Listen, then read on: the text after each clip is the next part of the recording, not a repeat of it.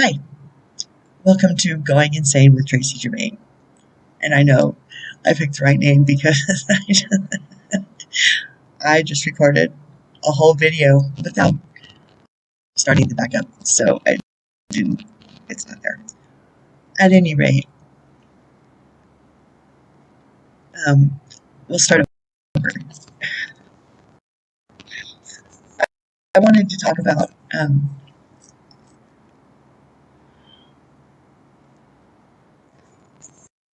I read this first time. I'll read it again. Polish your mirror.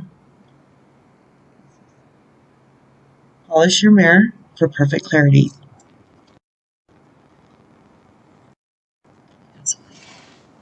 There. Polish your mirror for perfect clarity. Everything you see around you is a perfect reflection of where you are on your path. Yes, everything.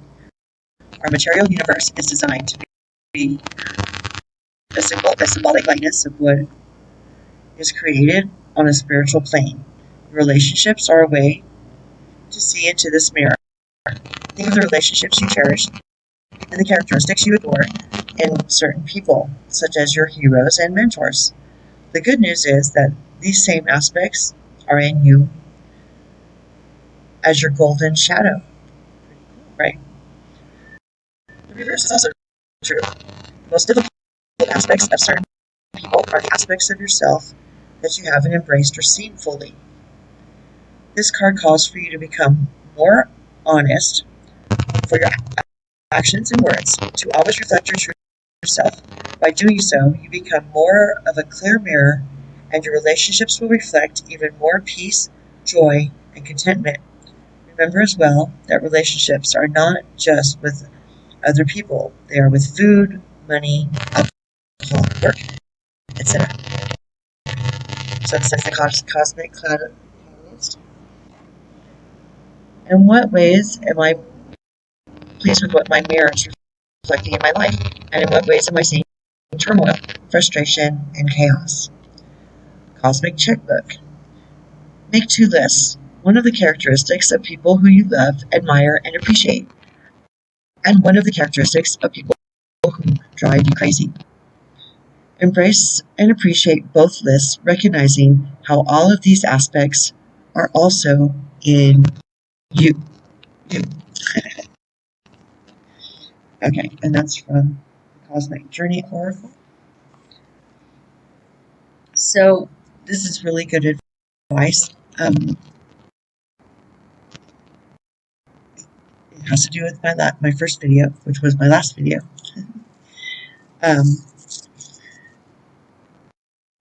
Second. Anyway, it's environment and it's like environment and environment. What's going on in here and how the environment affects that, like clutter, undone chores, tasks that we let build up because we don't want to deal with them. And I talked about that in the last video. So this is a really important next thing to understand, that once we clean up our environment some, so that we don't have that all the time, we start realizing that in our interactive environments, like dealing with people at work, dealing with work, triggers, okay, in those situations, day to day, the people, the things, the aspects of our lives that trigger us into behavior pattern or programmed response. So let's get into triggers. Anything that triggers us, me, you, is something that's going on inside of us. It's never the person that triggers us. It's not them. Because we're responsible for ourselves. Each soul is responsible for their actions and are accountable for their actions. It doesn't matter. And in the end of this existence, it's not going to matter that they triggered you, that it's their fault that you felt this way. It's going to be on you that you didn't figure out why you allowed it to trigger you. So the inner goings on within each of us have to be addressed. So anything that triggers you is about healing you, so you know where the injury is. Oh, that hurt me. Oh, well, there's the first aid. Get the first aid kit. Let's work on that. It hurt you there. Okay. Well, let's do the first aid. Let's clean it up. Figure out how it got there. As a nurse,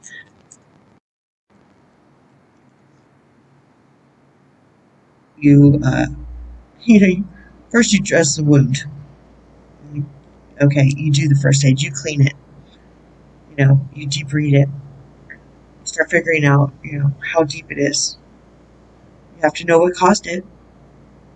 So you have to get into the story. You don't always do that first. Usually we like to take history first, but if it's a deep wound, you get as much information as you can to find out what caused it. What kind of conditions were going on at the time, etc., etc. Was it rusty? Was it a clean? Da da da da da da da. And so you start gathering the information, but you have to go deep. You have to go into yourself and find out why. Most of the time, it's your ego.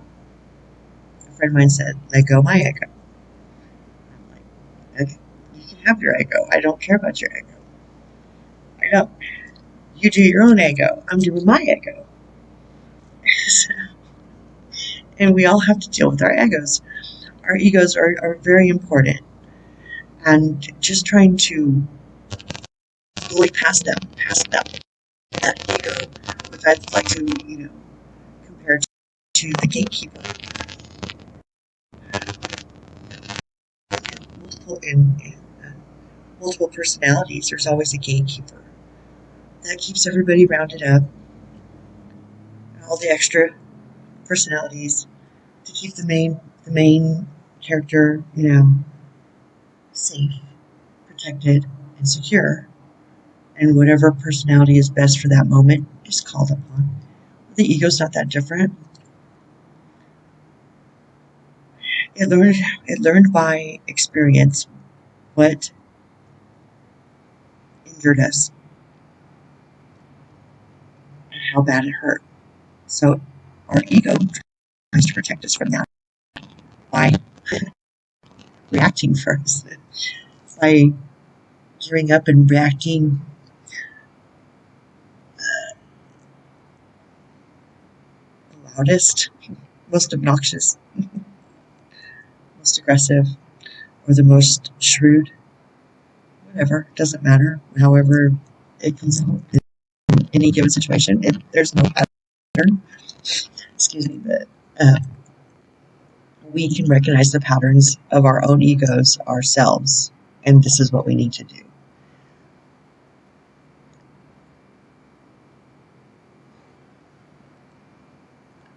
When we respect our ego, hey ego, literally I wrote this out. Hey ego, I respect why you're there, why you're trying to, why you always show up for this type of a situation. I respect it. And I feel the pain. Our egos are a little bit overzealous these days because we've been taught how not to deal with the pain. We don't want to deal with the pain. We'd rather take chemicals and become big walking voids of soulless zombies with no emotions. Well, no, not me, but some people do that. And that's fine. I'm not judging. I'm just saying, if we want to get into a healthier spot, we have to deal with the ego. So how I dealt with my ego, which was a pretty big ego. I had a lot of pain, a lot of abandonment issues. I had abandonment issues. Big point in my life. That's okay. I allowed myself to go through my abandonment issues, my abandonment catalysts, the people, the situations. And I acknowledged the pain and I embraced it. And then I released it. And I asked the higher realms to help me to transmute that. Transmuting is very important because if you don't transmute the pain, it leaves a void. Transmuting means you take that energy, the pain, all the way back to its original source, which is always love. Because the source of our creation was love, is love, will always be love for eternity, there's no end to this love. We'll get into that in the next video. Embracing our egos, respecting the ego, will allow it to start working in tandem with us instead of against us. Because now it's like, but I'm here for a reason. You're trying to shut me down. You're just going to willpower me away. Fuck you. They're not really that interested in dying. What if you can't say, no, I respect you, man. I respect you. Like, they really need, it's like a whole nother, it's like an alter ego. It's like, it is. The ego is an alter ego from the id and you get all that. So, but you have to transmute the pain and don't leave voids to be filled with the next trigger to then just make that one bigger. So transmutation, transmute, TRANSMUTE, transmute. There's a lot of ways there's a lot of good information to find on that. Okay, so the next thing you have to remember is that the trigger is never about the other person. Ever, ever, ever, ever, ever, ever, ever. It's a reflection of what's wrong with us. So if we're triggered, that means we have something to heal. We have something to do. We have work. Our inner work, our wounds to work on. And work on. And work. Because by, spewing pain onto other people because we won't do our own inner work just makes the global situation harder to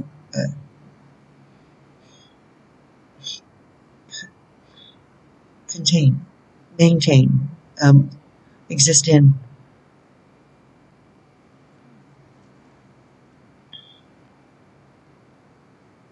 So if you're triggered, it's about you. It's not about the other person. It's time to grow up and understand that as a soul. Our whole country is based on it. Freedom of speech, free will. It's in our DNA. We have inalienable rights by God, whether the country gives it to us or not. I mean, you don't have to believe in God to understand that you have rights that no man has a right to take away from you. You don't have to be religious. You don't have to believe in Jesus or God, Holy Spirit, Yahweh, Yeshua, Shekinah, Buddha, Muhammad. You don't have to believe in any of those to understand you have a right to exist on this planet with, to feed yourself and to clothe yourself and to shelter yourself without being molested by a government. So back to the original. Let's back that truck up. If something triggers you, remember it's a reflection of something within you. And if we quit pointing fingers at other people, doing that, and we start putting the mirror up to our own faces, we will be making huge steps in global citizenry mastery. Wouldn't it be fun? This ascension requires that we do that.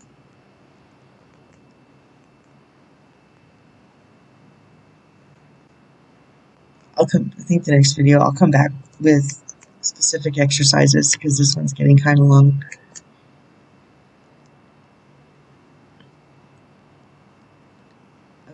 How to deal with triggers, how to heal from triggers, how to acknowledge, identify the triggers, and how to start getting the weeds out of your garden. Your garden's so beautiful, it just wants to grow and bloom and be in peace and colorful and not choked up with toxic weeds and stickers and thorns and no pretty flowers because everything's taken over by which just comes down to lack of maintenance, lack of give a care about what's going on in the garden. I mean, you can't have a garden unless you're tending to it. So let's work on becoming our best garden as global citizens. That'd be great. See you guys next time.